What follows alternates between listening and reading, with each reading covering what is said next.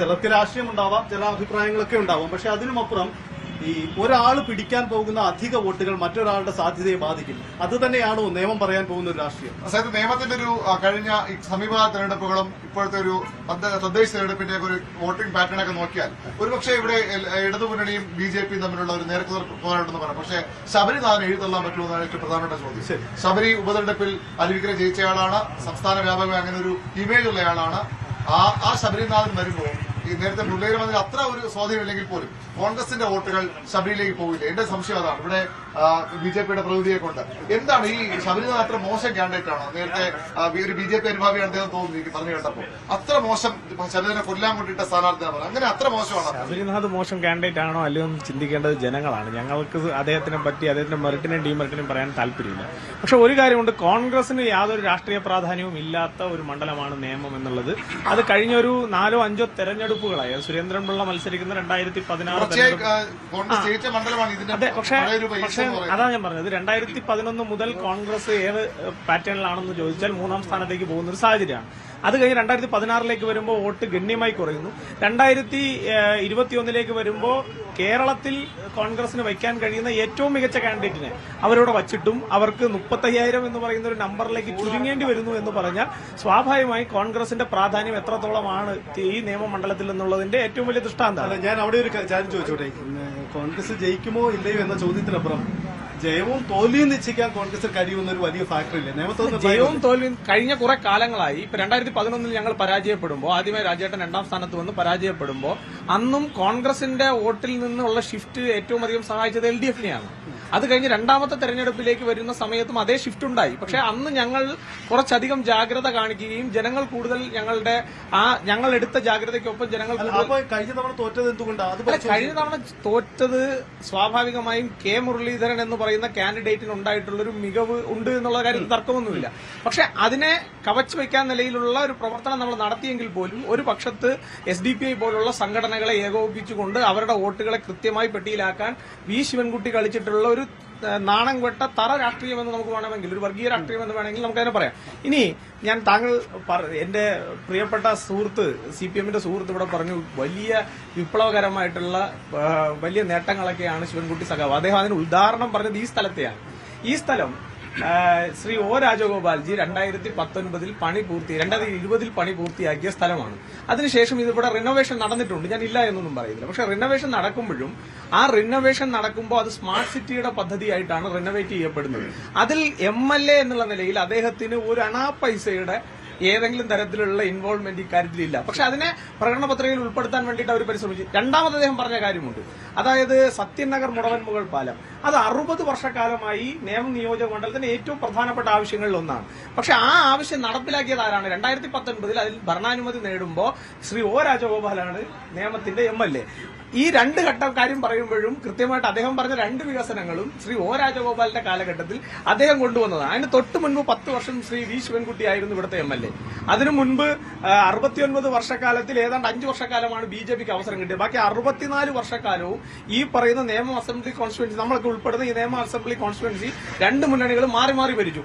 അദ്ദേഹം പറയുന്നു വലിയ രീതിയിലുള്ള 1000 കോടി രൂപയുടെ വികസനം കൊണ്ടുവന്നു എന്ന് അദ്ദേഹം പറയുന്നു. ഇവിടെ ഇരിക്കുന്നതിൽ കൂടുതൽ ചെറുപ്പക്കാരായിട്ടുള്ള ആളുകളുണ്ട്, അതുപോലെ കൊച്ചുമക്കൾ ഉള്ള ആളുകളുണ്ട്, അങ്ങനെയുള്ള ആളുകളൊക്കെ ഇവിടെയുണ്ട്.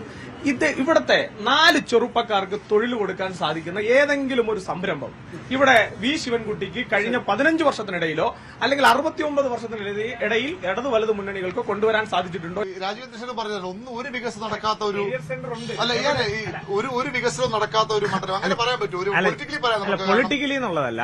നിങ്ങൾ നോക്കൂ, കേരളത്തിന്റെ ആവശ്യം കുറെ കെട്ടിടങ്ങളാണോ എന്നുള്ളത് ചോദ്യമാണ്. ഇപ്പൊ അപ്പുറത്ത് ഇദ്ദേഹം പറഞ്ഞ അഭിനന്ദനാർഹമായിട്ടുള്ള കെട്ടിടം പണിയുമ്പോഴും ആ കെട്ടിടം പണി പൂർത്തിയാക്കാൻ 5 വർഷം കൊണ്ട് MLAക്ക് സാധിച്ചില്ല എന്ന് പറയുന്നിടത്ത് അദ്ദേഹത്തിന്റെ കഴിവില്ലായ്മ പ്രകടമാണ്. ഇനി ഇവിടെ നമ്മൾ കുറച്ചപ്പുറത്തേക്ക് ഈ വാക്ക്വേയുടെ എൻഡിലേക്ക് നിങ്ങൾ നടന്നു പോയി കഴിഞ്ഞാൽ അതിലെ നിങ്ങൾക്ക് നേരെ മധുപാലത്തേക്ക് പോവാം. ആ മധുപാലത്ത് നിങ്ങൾ ചെന്ന് കഴിഞ്ഞാൽ 3 വർഷം മുൻപ് ശ്രീ സഖാവ് ശിവൻകുട്ടി വികസന നായകൻ ഇട്ടിട്ടുള്ള ഒരു ശിലാഫലകം കാണാം. അത് ഈ പറയുന്ന മധുപാലം ബണ്ടുമായി ചേർന്നിട്ടുള്ള ഒരു വികസന പ്രവർത്തനത്തിനാണ്. ആ 3 വർഷത്തിനിടയിൽ ഒരു മണ്ണിളക്കി മാറ്റിയിടാൻ അദ്ദേഹത്തിന് സാധിച്ചോ? ഇല്ല. ഇനി അവിടെ ഒരു പാലം നിർമ്മിക്കുമെന്ന് പറഞ്ഞ് ബോർഡ് വെച്ചിട്ടുണ്ട്. ആ ബോർഡ് മാത്രമല്ലാതെ അവിടെ ഒരു പാലം പോയിട്ട് പാലത്തിന് വേണ്ടിയിട്ടുള്ള പണിയുടെ ഒരു ആരംഭം പോലും കുറിക്കാൻ ഇദ്ദേഹത്തിന് സാധിച്ചില്ല. അപ്പൊ ഇതെല്ലാം ഒരു കൃത്യവിലോപത്തിന്റെയും അതുപോലെ തന്നെ കാര്യക്ഷമത ഇല്ലായ്മയുടെയും അതിനെല്ലാം അപ്പുറത്ത് ഒരു എന്താ പറയുക, ഒരു ഫ്ലെക്സ് രാഷ്ട്രീയം, ആ രാഷ്ട്രീയത്തിലൂടെ ജയിച്ചു കയറാം എന്നുള്ള CPM. ഇനി അദ്ദേഹം പറഞ്ഞൊരു കാര്യമുണ്ടല്ലോ, എന്താ നഗരസഭാ ഭരണം. ഇപ്പൊ പ്രധാനപ്പെട്ട വി ശിവൻകുട്ടിജിയുടെ പ്രധാനപ്പെട്ട ഒരു ആരോപണം വരുന്നത് ഞങ്ങൾ ഇരട്ടത്താഴിട്ട് പൂട്ടി വെച്ചിരിക്കുകയാണ്, ഇതിനി വെളിയിൽ ആർക്കും കൊടുക്കില്ല. ഇതുപോലെ 45 വർഷം മുന്നേ 45 വർഷം ഭരിച്ച ഇവരെല്ലാവരും കൂടി ചേർന്ന് ഇരട്ടത്താഴിട്ട് പൂട്ടിയ തിരുവനന്തപുരം കോർപ്പറേഷനാണ് ഞങ്ങൾ നിഷ്പ്രയാസം ജനങ്ങളുടെ സഹായത്തോടു കൂടി തുറന്ന് ഇന്ന് ആ മേയറുടെ കസേരയിൽ ഇരിക്കുന്നത് BJP-കാരനായിട്ടുള്ള ഒരു മേയറാണെന്നേ. എന്തായാലും ഈ കോർപ്പറേഷന്റെ ഭരണം BJP പിടിച്ചു, അത് സ്റ്റേറ്റ് വൈഡ് വലിയ ചൂണ്ടിക്കാട്ടുകയാണ്, അവർക്ക് വലിയ അവസരമാണ്. ഇപ്പൊ നിങ്ങളൊക്കെ ഉൾപ്പെടുന്ന ഒരു കോർപ്പറേഷന്റെ മേഖലയാണ് ആ നേട്ടമായി അവർ കാണുന്നത്. ഈ കോർപ്പറേഷൻ ഭരണം പിടിച്ചത് BJP നേട്ടമാക്കുമോ ഈ തെരഞ്ഞെടുപ്പിൽ? കോർപ്പറേഷന്റെ തെരഞ്ഞെടുപ്പ് എന്ന് പറയുന്നത് ഒരു പൊളിറ്റിക്കലായ ഒരു തെരഞ്ഞെടുപ്പല്ല ഇവിടെ നടത്തുന്നത്. അതത് വാർഡുകളിലെ ജനങ്ങളുടെ പിന്നെ വാർഡ് മെമ്പർമാരുടെ ഒരു സ്വാധീനത്തിൽ കോൺഗ്രസ് ഇവിടെ സഹായിച്ചു കൊടുത്ത് പല മണ്ഡലങ്ങളിലും കോൺഗ്രസിന്റെ വോട്ടർമാരെ സഹായിച്ചാണ് അവിടെ അന്ന് ചെയ്തത്. നിയമം മണ്ഡലം കൊടുത്ത് നോക്കിക്കാൻ ഇവിടെ കേരളത്തിൽ BJPക്ക് ആദ്യമായി വോട്ടിംഗ് ഒരു രൂപം കൊണ്ടുവരുന്നത് രാജഗോപാൽജിക്കാണ്. പക്ഷേ അദ്ദേഹം ഇവിടെ MLA ആയിരിക്കുമ്പോൾ കേന്ദ്രത്തിൽ ആരായിരുന്നു? ശ്രീമാൻ നരേന്ദ്രമോദിജിയാണ് അവിടുത്തെ പ്രധാനമന്ത്രി. 10 രൂപയുടെ ഒരു വികസനത്തിനുള്ള ഒരു പാറ്റേൺ എടുത്ത് കാണിക്കാൻ 1 ലക്ഷം രൂപയുടെ ഒരു പൈസ കൊടുത്ത ഈ മണ്ഡലത്തിന് അത്തരം അദ്ദേഹത്തിനെ അവഹേളിച്ച് കേന്ദ്ര ഗവൺമെന്റ് നിഷ്കരണം അദ്ദേഹത്തിന് തറമാറ്റിയിട്ടു ഒരു മണ്ഡലം കൊടുത്താണ്. ഉദാഹരണത്തിന് ഞാൻ പറഞ്ഞത്, ഇപ്പോൾ ഇവിടെ തൃശ്ശൂര് സുരേഷ് ഗോപി ഇവിടെ മന്ത്രിയായി. ആ മന്ത്രി ഇവിടെ തേരാ പാരാ നടന്നിട്ട് എയിംസ് പോലുള്ള പരിപാടികൾ ഉയർന്നു വന്നു. ഇതുപോലെ ഞാൻ പറയുന്നത് കേന്ദ്ര ഗവൺമെന്റ് വളരെ നിഷ്ക്രിയമായ രീതിയിലാണ് സംസ്ഥാന ഗവൺമെന്റ് കണ്ടുകൊണ്ടിരിക്കുന്നത്. അതിന്റെ ഫലമായി അദ്ദേഹത്തിന് BJP രാജഗോപാലിന് ആ ഫണ്ട് അനുവദിക്കാത്ത രീതിയിൽ ഉദാഹരണം രാജഗോപാലിന്റെ കാലത്താണ് റെയിൽവേ വികസനം ശരിക്കും വന്നത്. ഇപ്പൊ നേമം ടെർമിനലിന്റെ അവസ്ഥ റെയിൽവേ സംബന്ധിച്ചിടത്തോളം വേറെ കാര്യം, റെയിൽവേ നിങ്ങൾക്ക് അറിയാമല്ലോ, ഇപ്പൊ വന്ദേ ഭാരത് മാത്രം ഇവിടെ കൊണ്ടുകൊടുത്തിരിക്കുന്നു. വന്ദേ ഭാരത് കൊടുത്തത് ഒരു വണ്ടി കൊടുത്തിട്ട് ബാക്കി 12-13 വണ്ടികൾ ഇവിടെ ബ്രേക്കാക്കി പൊടിച്ചിട്ടിരിക്കുന്നു. ആൾക്ക് സഞ്ചാര യോഗ്യമല്ല.